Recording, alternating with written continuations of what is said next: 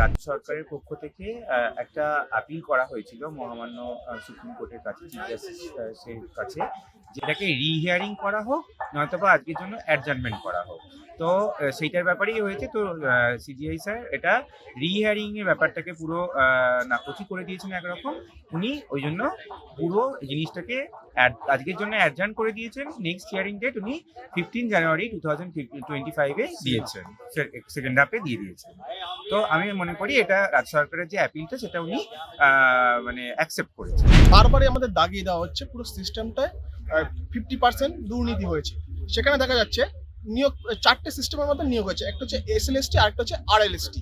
এসএলএসটির মাধ্যমে 9-10 আর 11-12 শিক্ষক শিক্ষিকা রয়েছে, আর আরএলএসটির মাধ্যমে গ্রুপ ডি আর গ্রুপ সি, যেখানে গ্রুপ ডি গ্রুপ সির ওখানে ম্যানিপুলেশন সংখ্যাটা বেশি, আর 9-10 পার্সেন্টেজটা হচ্ছে 8.5, আর 11-12 পার্সেন্টেজ হচ্ছে 14.47।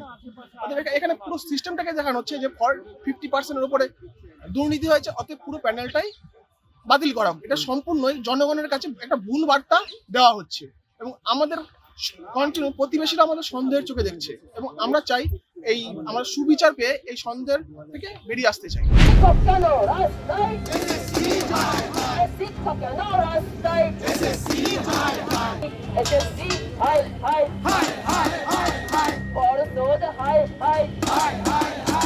আমাদের শান্তি ফিরিয়ে দাও, ফিরিয়ে দাও, আমাদের রাতের ঘুম ফিরিয়ে দাও, ফিরিয়ে দাও। আমরা কারা? লড়ছে কারা? স্বচ্ছ কারা? জিতবে কারা? শুনানি পিছিয়ে যাওয়াতে আমরা যার পরনায় হতাশ হয়েছি। আমরা চেয়েছিলাম যে আজকে সুপ্রিম কোর্ট থেকে আমরা ন্যায্য বিচারের কিছু একটা দেখতে পাবো। আমরা আজকে চেয়েছিলাম যে সরকার বা মধ্যশিক্ষা পর্ষদ বা সিবিআই কোন স্ট্যান্ডে দাঁড়িয়ে আছে সেটা আমরা দেখতে চেয়েছিলাম। আমরা যেহেতু আজকে ডেট পিছিয়ে গেছে, ফলে আমরা হতাশা থেকে আমাদের এই আন্দোলন তুলছি না। আমাদের আন্দোলন যেমন চলছিল, অবস্থান বিক্ষোভ চলছে, চলবে। ডেট পিছিয়ে যতদিন পিছিয়ে যাক না কেন, আমরা এখান থেকে উঠছি না, ওয়াই চ্যানেল ছাড়ছি না, এই রাজপথে আমরা থাকবো। আমরা ভীষণ আশাবাদী ছিলাম যে আজকে সুপ্রিম কোর্ট থেকে এমন কিছু রায় আসবে যে এই সমস্যার একটা স্থায়ী সমাধান তার মাধ্যমে বেরিয়ে আসবে। যাই হোক, সুপ্রিম কোর্টের রায় দিয়েছে নেক্সট 15 তারিখ হিয়ারিং। তো দেখছি আমরা হতাশ। আমাদের আশা ছিল আজকে একটা স্থায়ী সমাধান বেরিয়ে আসবে এবং আমাদের সম্মান আমরা ফিরে পাবো। হাইকোর্টে যে আমাদের প্রতি অবিচার হয়েছিল তার একটা সমাধান আমরা আশা করেছিলাম, কিন্তু সুপ্রিম কোর্ট আবার সময় নিয়েছে, হিয়ারিং এর ডেট পিছিয়েছে। দেখুন, আমরা সত্যি হতাশ যে 27শে ডিসেম্বর থেকে আর আজ 7ই জানুয়ারি পর্যন্ত এই খোলা আকাশের নিচে ঠান্ডা কুয়াশাকে উপেক্ষা করে আমরা এখানে ন্যায়ের আদালতের কাছে বিচার প্রার্থী হয়ে বসে আছি।